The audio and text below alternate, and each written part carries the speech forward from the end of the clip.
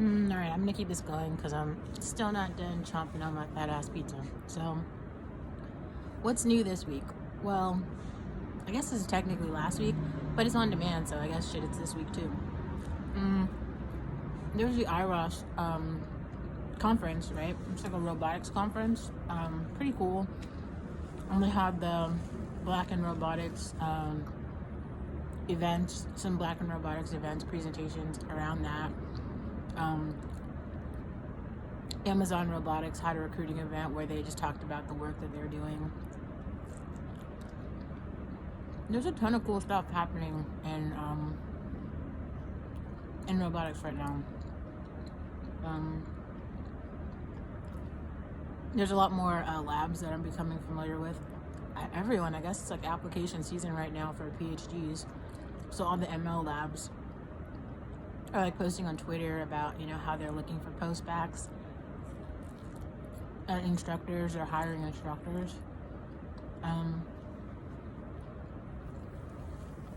I guess it's interesting too. They also have the MindRL NeuroIPS conference, which is like it's like a conference, or it's a workshop. Is it a workshop? It's like a competition, and if you win the competition, you get to present at the workshop MindRL. And the guys who started that project, I think they're all at Carnegie Mellon.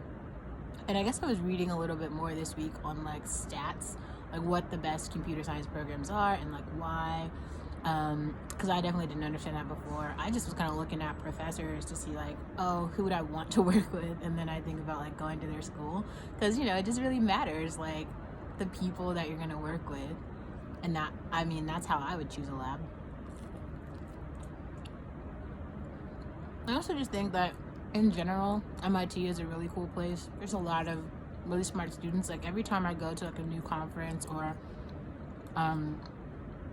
there's like some workshop that I'm interested in, like either the presenter or one of the main writers on the paper, they're always at MIT. Like there's just something about the passion of the students there. Like those people are always doing the work. Like I'm about that too. I do a lot of work like in silence. Oh, that's pretty cool. So yesterday,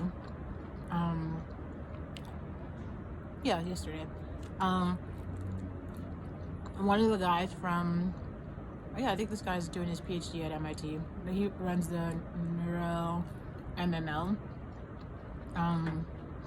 project, which I've been actually looking at for a while, but I didn't realize that this had anything to do with like open-endedness. Anyway, he posted on Twitter, Joseph Suarez. I totally know this guy because he started a whole Discord channel, and he even posted a whole bunch of resources on like how to level up your math to get ready for applied machine learning and like doing machine learning projects. Because I guess like when he first got started, his like math was poor, so he like went through the whole Stanford course, and really like leveled up his math. But then he made a whole bunch of content around like how you can do that. So that was cool. What else? Oh, so he posted yesterday that Ken Stanley, who's like the guy who basically is really spearheading open-endedness in terms of like artificial intelligence. There's a lot of other people who work on open-endedness, but I guess they're more in like the biology field. But he's thinking about it from computer science stand. I guess maybe that might not be right, but from my understanding right now, and he has an open-endedness group at OpenAI, and he was presenting yesterday, and so he presented at the conference. It was some European conference, probably like Navent or Navo, I can't remember which one. Anyway, so joined that Zoom. Super interesting, because we were talking about how one of the biggest problems in open-endedness right now is thinking about new domains to like what are problems that are like large enough that they should and could be solved by open-ended algorithms. Like what are the cool domains where we could like actually apply open-ended mechanisms to? And we were kind of like talking about that, like the environments right now like don't exist, and like how do you think about how to what environments would be like appropriate for that? Really, what problems should be solved with open-endedness? Like that is actually a really tricky problem.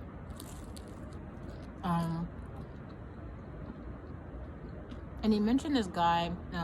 I've seen on Twitter before, but I had no idea what his specialty was. It's like not Josh Tobin. Was it Josh Tobin? Josh somebody. It's Josh something with a T. And I've seen this guy, he has like a hat in his Twitter profile, but on a lot of the threads that I follow about meta learning, he's always there like posting something. So I guess this guy is someone I should probably pay attention to. Yeah, but he was saying that he's doing something kind of in the field, and that this guy Joshua Suarez with the Neuro MMO, I might be butchering that too. I haven't looked at that project since like last year. I should though, because I'm pretty sure he's doing the MyNeurL Neural IPS competition, and they released a really cool data set which I would like to play with. I think so. I was reading the problem, and initially the first thing I could think was like, wow, this problem should totally be solved with the POET algorithm. Like, it seems like the POET algorithm would be like ideal for solving it. From what I understand, they basically give you a whole bunch of like human priors, and it's in like Minecraft, and you're trying to get your agent to like find the diamond, but there's all these other tasks that you have to do before you can actually mine the diamond. Yeah. And so you have to like try to, it's such a POET problem. And the way that they talked about it was like, if you have a certain environment that's like tricky, so get your agent to like solve that environment, and then take the learning from that and then solve a different environment, a more complex environment. I'm like, oh shit, this totally sounds like Power Play or POET, right? That's also something important that I think I really have to like get caught up with, at least, and maybe I can do this, like sort of make the wiki of meta learning or whatever. Even though I think Good AI had a workshop earlier this year, which I kind of got kicked out of, but shut up. Yeah, no, they had a whole list of papers. I think the first one was like Debian. I didn't actually read that paper, but there were some interesting ideas presented there from the workshop that I did see. And from an earlier workshop, I think it was ICLR earlier this year, that's when I learned about Georgian, I'm really about to butcher this, Georgian Sagerbakken. I don't know. Well, this guy, his paper Power Play came out a very, very long time ago, but it was kind of one of the first papers that even talked about this idea of like meta learning and creating novel environments based off of like prior learning, and taking into account catastrophic forgetting, things like that POET and open-endedness is like built off of.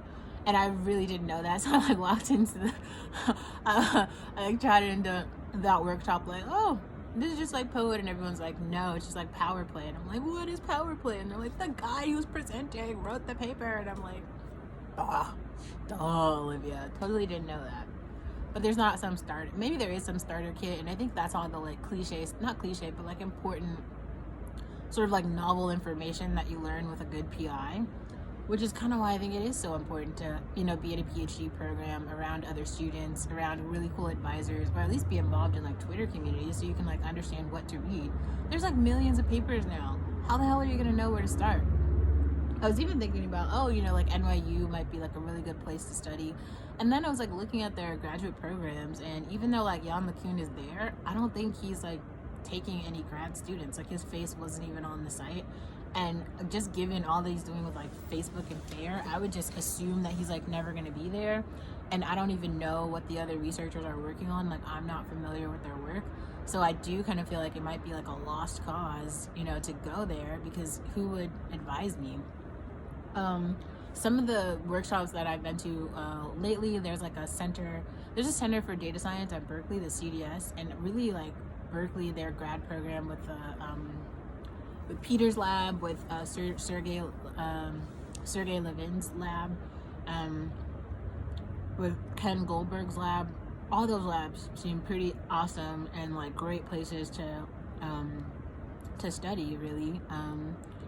And then if any of those people were your advisors, or Chelsea Finn, like a lot of the papers that I've been reading that come across the things that I'm interested in are coming out of like those labs. And then there's some from Columbia, and a lot from Carnegie Mellon, and a lot from MIT.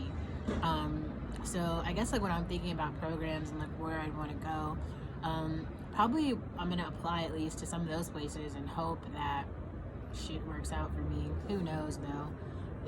There's steep competition, but I don't know. I think, I can make myself more competitive. There's a couple of projects that like I'm working on right now, so maybe I'll just build those out more and apply. But yeah, just some nighttime talks while I'm sipping on and chewing on this pizza. Some cool ideas that I've had that I want to share with really anyone who is interested in my journey, because I do have one. Even if it's boring as fuck. Just like reading papers and thinking about thinking, which is totally a thing. So yeah.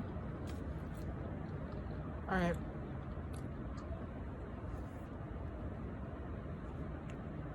Oh, this green sauce is everything. I went to Sliver tonight.